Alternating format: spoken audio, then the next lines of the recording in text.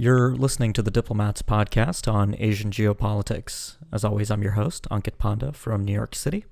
And this is Prashant Parmeswaran from Washington, D.C. Good to be back with you so soon after the last episode, Prashant. How are you doing today? Good. How are you doing? Doing well. I was out in Midtown New York today, and the traffic has gotten a little better after UN week. And that's actually what we'll be talking about today, just for our listeners. So Prashant and I decided that it might be a good time to reflect on the week that was here in New York City, with various world leaders and foreign ministers converged here in Turtle Bay at the United Nations for the 73rd General Assembly General Debate.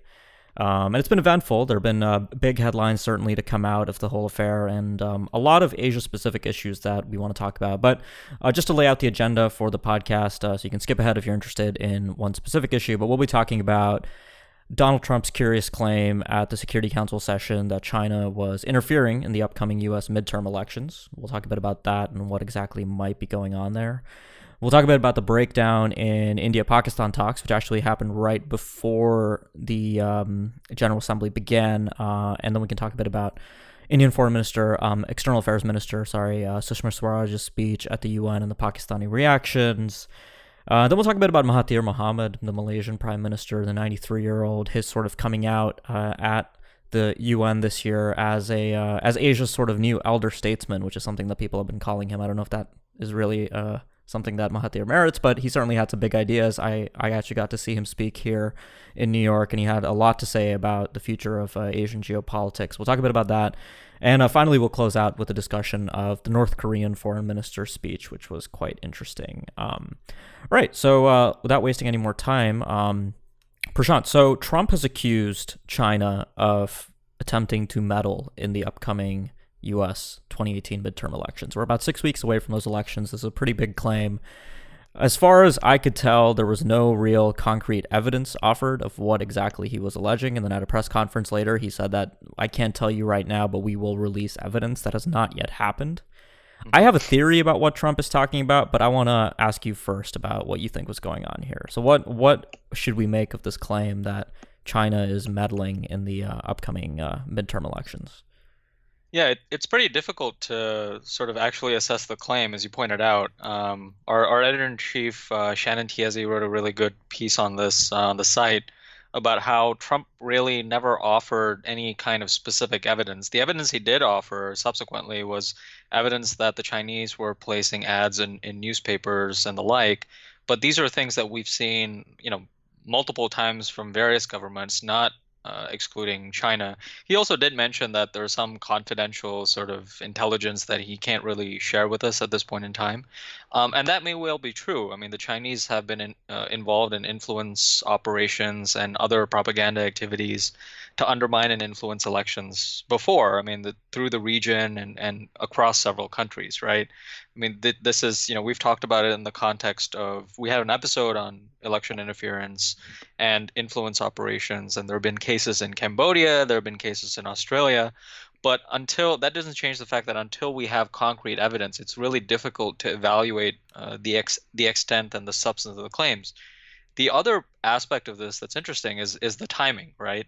Mm-hmm. So if this is coming on, just ahead of the midterm elections, and we all know that Trump likes to seize on these issues, and including foreign policy issues, for his domestic political gain for elections. And so while we do see this pressure campaign on China, and it does make sense on some level to link it with other Trump administration moves that we've seen really across the board of the past few weeks, it doesn't automatically mean that this claim can explicitly be linked to that, and that Trump is seizing on it for that motivation. There's also a domestic political motivation, and I suspect that is what the Chinese will kind of focus on rather than the foreign policy aspect of this. Yeah, so I think you're onto something. I mean, I think I share the same theory as you here. I think there's a bit of taxonomical confusion going on with how we talk about various measures that China might be taking in the United States. So on the one side, we do have influence operations or measures, whatever you want to call them. The most worrying of these, in my view, are the covert measures that China pursues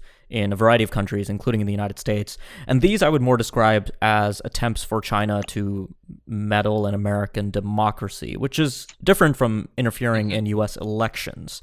And I think that's actually a pretty important distinction, right? The election process, the mechanisms that exist there, sort of tampering with voting machines or altering vote counts, things like that, come to people's minds, and those can be very harmful. So that kind of claim, I think, needs to be very carefully regulated. And when Trump was making this claim, let's also recall that, he has long been prone to argue. He has acknowledged that Russia was involved in meddling in the 2016 U.S. elections, although he still kind of goes back and forth on that issue.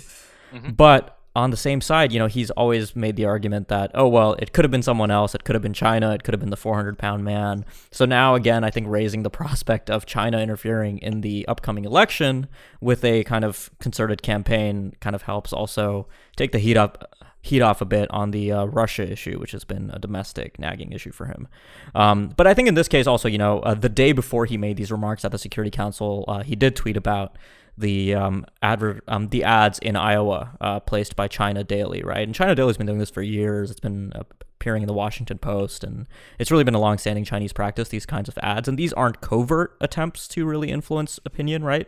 It's clearly labeled that this is paid for by China Daily, which is a part of, I guess they don't actually disclose that these are state-run newspapers, but to anybody who follows Asia, we know that, these are state-run media ads that are advertised as such in U.S. newspapers. And Terry Branstad, the U.S. ambassador in China and former governor of Iowa, actually has also raised this issue now with the Chinese government directly. So it seems that this is turning into an issue, but I think it's a far cry from what is really meant when most people think about election interference per se. So I think the claim that China is interfering in the midterm elections has less evidence, but certainly covert and overt attempts to influence American democracy, I think there's a lot more there. Mm-hmm. Absolutely. Yeah. Should we move on to India and Pakistan? Yeah, sounds good. All right. So there's been a lot going on in South Asia that we haven't really been talking about. We did talk about it a bit when we talked about Imran Khan on the podcast. So Pakistan has a new prime minister, Imran Khan, who, as many Pakistani civilian leaders do when they come into office, extended an olive branch to India in his inaugural address as prime minister. He said if India takes even one step towards Pakistan, Pakistan will take two steps towards India. And this got a lot of people very excited that there might be a new prospect for peace. India and Pakistan have been in a deep freeze of sorts since 2016 when the Uri attacks happened. Almost exactly 2 years ago, India carried out what it called surgical strikes, a cross-border raid on militants in Pakistan after the Uri attack, which was the most deadly attack on Indian troops in almost 2 decades at the time. So the deep freeze has now gotten. Essentially, we're back right where we started because after a seeming attempt between the two sides to set up talks between the two foreign ministers on the sidelines of the UN General Assembly, things fell apart after an Indian border security force personnel member was mutilated by militants in Kashmir, which immediately led India to cancel the talks. In fact, I think it was a 24-hour turnaround between the time that the two sides announced that they would be holding talks on the sides of the General Assembly before India canceled the talks. And the Ministry of External Affairs in India released a very atypically harshly worded statement saying that, Pakistan's evil plans have been revealed to the world, and sort of personally condemning Imran Khan, which of course the Pakistanis reciprocated. And then at the General Assembly, we had a firebrand speech from Indian External Affairs Minister Sushma Swaraj, making the same point that Pakistan was harboring terrorists and really kind of taking a swing at the Imran Khan government. So for now, it really looks like rather quickly the new Pakistani government's efforts to pursue any kind of talks with India have been dashed. But did you find this in any? Sadly, a lot of this can be pretty predictable, right? A lot of Indian commentators have alleged that this is the classic civil-military divide and issue in Pakistan. That while the civilian leadership might have been interested in pursuing talks, the military is sort of working behind the scenes to sort of encourage militant groups to torpedo these talks by carrying out further cross-border raids on India. Yeah, it really is, as you said, a repetition of previous tensions that we've seen between the two countries. I think it is interesting because we've talked about Imran Khan and his new government in Pakistan and the new dynamics at play there. And then you have India also gearing up for an election on their side as well, right? So it is interesting that these tensions that are, quite old in terms of their flavor and their nature playing out in terms of new political dynamics in the two countries. Mhm. I wouldn't be surprised given how India and Pakistan are and India-Pakistan ties are that, sometime next year we may be talking about a warmer relationship after both sides kind of sort out these issues. But I do agree. I mean, the comments that were offered by both sides, I mean, there were headlines all over the place talking about, how harsh the attacks were by both sides, bringing up all kinds of issues, Kashmir, terrorism, all across the board, really. So it is a particularly jarring development. Yeah, and I think the election issue, which I wanted to get to, is really important.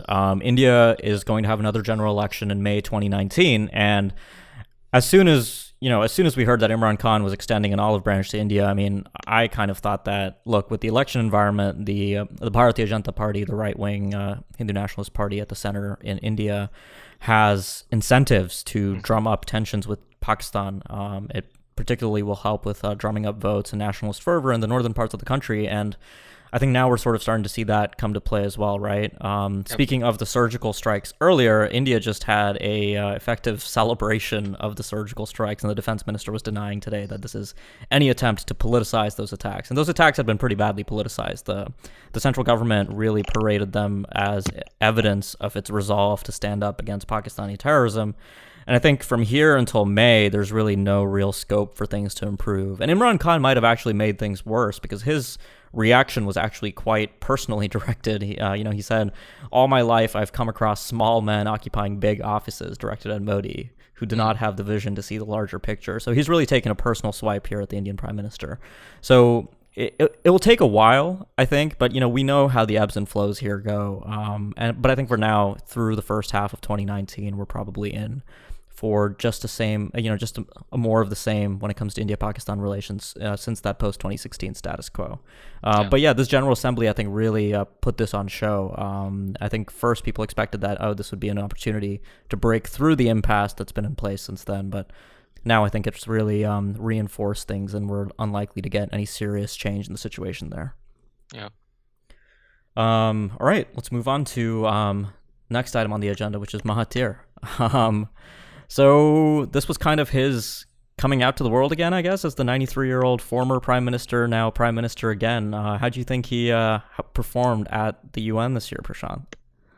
I think it was interesting to hear his remarks and then the various engagements that he did too. I mean, you're right. This was kind of his big international coming out party, and he prepared well for this. He had a number of engagements, a couple of think tank engagements. You mentioned the CFR one, which you attended.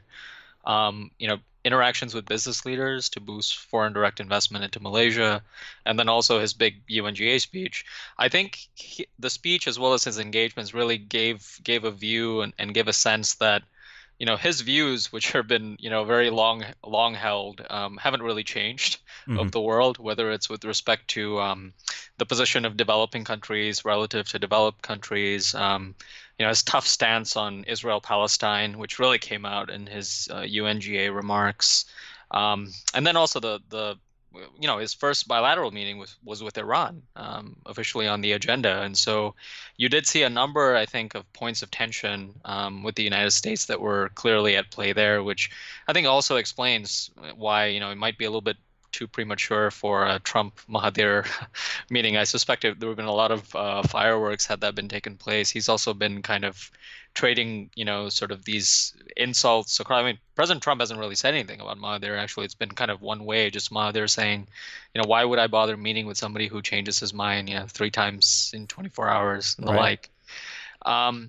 I think what is interesting is, I mean, even though his views haven't changed, I mean, Malaysia's position has changed significantly domestically. I mean, it's got a lot of issues to address domestically, and the region has changed too. I mean, he's been a big advocate of this sort of Asia first notion where, Japan, Malaysia, and other countries can work together at the expense of Western countries. But now China's weight in Asia is so much greater than Japan and these other countries.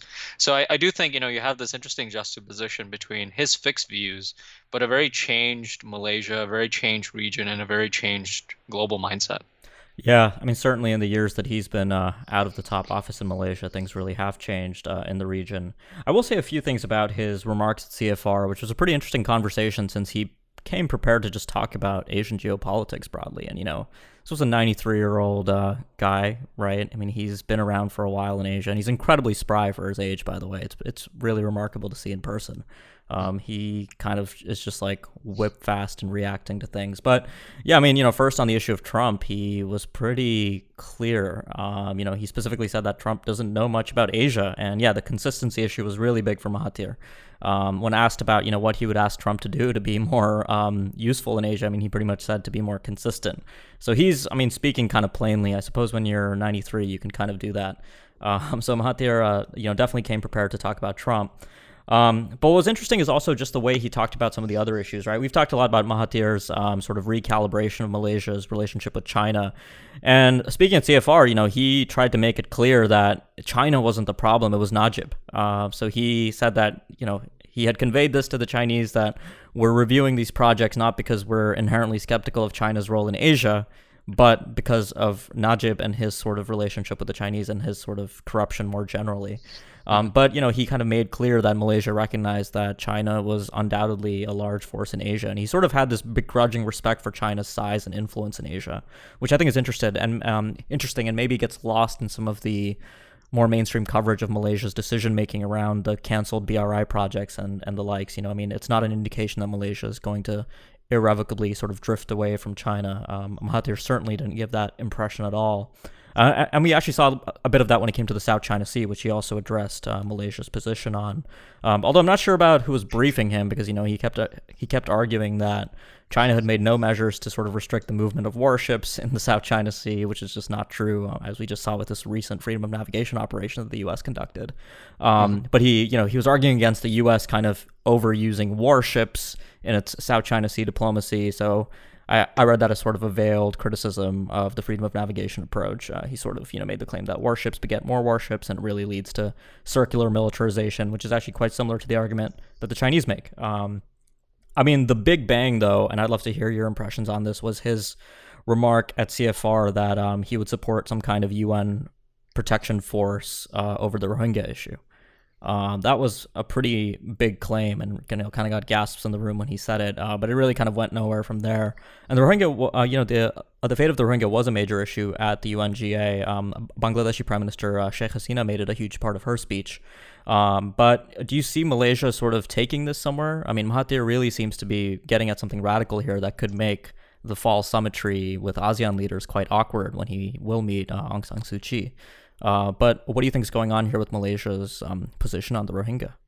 Yeah, his address at the UN, I think he made reference to the Rohingya as well, and I think he made an explicit mention that this has been this genocide has been ignored by even by a Nobel Peace Laureate. And so you're right. I mean, this is a very striking criticism from a fellow member of ASEAN, right? Especially given that Mahathir has been several times before has kind of accused other countries of interfering in Malaysia's own domestic affairs Yeah. as well. Um, yeah, I do think that was quite striking, and he's mentioned that in a number of forums as well. I mean, it's important to note here, though, that Mahathir, I think he's operating under the assumption that with a lot of these foreign policy speeches and remarks he's giving, I mean, he's only got 2 more years under the current agreement that he struck with Anwar, right? And of course, we don't really know if he's going to sort of at least follow that to the T, but um, and I'm kind of more interested in finding out. I mean, we've seen what Najib said with respect to the Rohingya. He also adopted kind of a tough view. Mahathir's done the same thing. I wonder whether Anwar will share a lot of these views, with respect to the Mm-hmm. Rohingya, with respect to China. He's been less outspoken on that, but he's very politically calculating as well. But you're right. I mean, one of the striking things with respect to Mahathir was just this notion of Malaysia as an Islamic country really came across in all of his engagements. I think at the Asia Society too, like he portrayed this as sort of he was asked about education in Malaysia, and his big takeaway was we're losing our values. As a Muslim country, we need to teach our young people values. And people were just kind of struck at that he picked that out.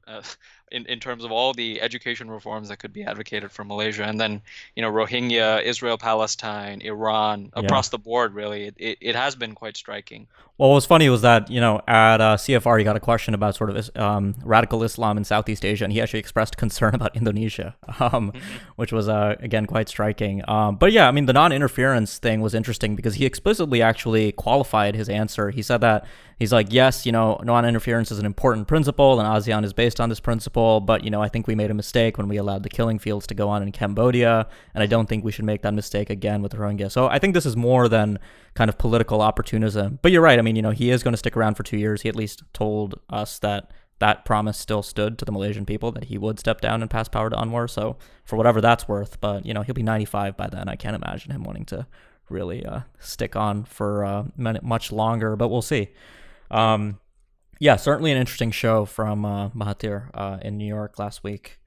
So I guess let's close out with a brief discussion of, I think, one of the most fascinating speeches, which was North Korean Foreign Minister Ri Yong Ho, which was a pretty well anticipated speech given all the diplomacy that's been going on this year. And it came a year after Donald Trump had stood up at the UN and threatened to totally destroy North Korea. But now things have changed quite a bit, and I think we saw that in Ri Yong Ho's speech. Last year, he was talking about North Korea's nuclear status and nuclear deterrent, how it had accomplished a balance of power with the United States. And this year, it's all about peace. It's all about sanctions relief. It's all about talks with the United States. There was a big focus on the DPRK U.S. process. I think Ri knew that, the headlines that would come out of his speech would probably end up being seen by the president. And we are sort of heading into a new round of U.S.-North Korea diplomacy this year after South Korean President Moon Jae-in's efforts to defibrillate the talks after they appeared to be dead at the end of August. So Pompeo's going to go back to North Korea, and Pompeo actually met Ri here in New York. They had seemingly productive talks, and there will be another U.S.-North Korea summit at some point. Appears most likely to be before the end of the year. I'd guess probably after the midterms in November. But yeah, this was quite an interesting speech, Prashant. What did you make of what Ri had to say? I think you framed it right, which is that one thing that was striking in both Ri's speech and then also in Trump's speech was that relative to last year's addresses, right, these were more sort of definitely more peaceful in nature, definitely tend to emphasize the de-escalatory nature of things. I mean, with respect to Trump, I mean, I was very struck by how not only soft his tone was with respect to North Korea, but I think subsequently at a rally, he also mentioned that he had this kind of love affair with Kim Jong Un and this obsession with the letters that he had received and the like. Well, yeah, I mean, the love affair thing is really, I think, something that North Korea has also picked up on. They've been very big on emphasizing that diplomacy between the two sides has been most fruitful this year when it occurs at the leaders level. They know that talking to Pompeo or, God forbid, Bolton, Trump's national security advisor, is less likely to be productive on the issue of denuclearization, particularly because, as Ri bemoaned in his speech, they've been making unilateral demands. He referred sort of to, quite remarkably actually in a UN speech, he referred to the domestic political divides in the United States, referring both to sort of partisan divides, but also to divisions within the administration about the proper way to pursue diplomacy with North Korea. But he was very careful to make the argument that, Trump effectively gets it, and the North Koreans have been making this point, and that's really what they're hoping for, I think, out of this upcoming summit. Well, I think we'll leave it there for today, Prashant. We've covered a lot of ground between Mahathir, North Korea, India, Pakistan, and of course Trump's accusations towards China. It was a productive UN week on the Asia front here in New York, but I think we'll leave it there for today. So for listeners, thanks a lot for tuning in as usual to the podcast. If you liked what you heard, make sure you hit that subscribe button on whatever podcast provider you're using. And if you've been a subscriber for a while, but you haven't left us a review yet on iTunes or Google Play, it would really be very helpful and much appreciated if you could do that. So thanks a lot for listening, and we'll be back next week with more.